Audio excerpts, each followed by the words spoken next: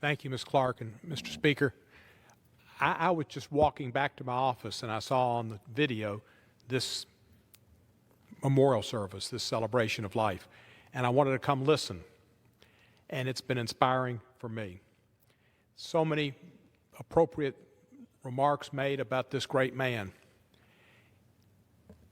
I feel privileged just to stand here at the podium where he spoke and next to his photograph, as I felt privileged to know him and become a friend, and where we spoke over here where he was in his wheelchair and in the speaker's lobby before votes and during votes.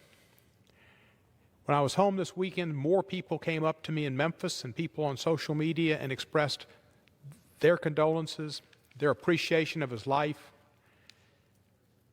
and their knowledge that the Congress had lost a person who was irreplaceable.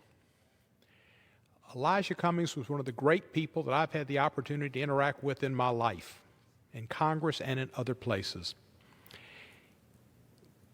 Truly a giant has fallen.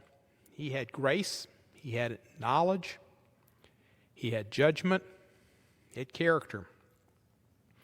It's been spoken, and I remember seeing him on television walking in Baltimore, some risk to himself during the riots, to help bring calm to Baltimore.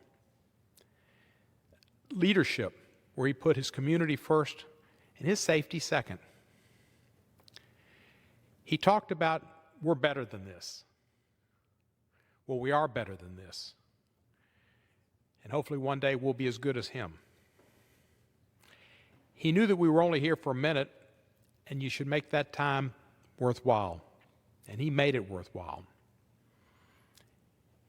Last Friday, a week ago, the last Friday that Elijah was in our caucus, we had a caucus conference call.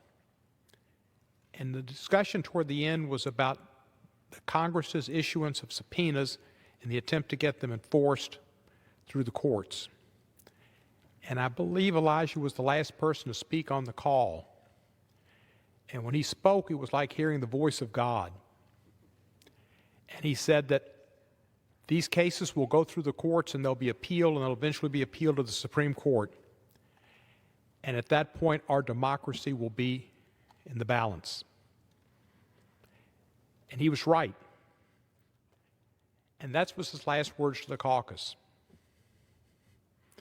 He cared about democracy, he cared about this Congress, he cared about the Constitution. And even when President Trump degraded his city, he was gracious in his response and never was in any way defensive or attacking the president. Elijah Cummings would stop you and give you a word of encouragement to keep going. He was one of the great people to serve in the Congress. I'm just blessed to have had my life interface with his. I will miss him greatly. I also extend my condolences to his family, and I hope I get the chance to serve along with his wife. I yield back the balance of my time.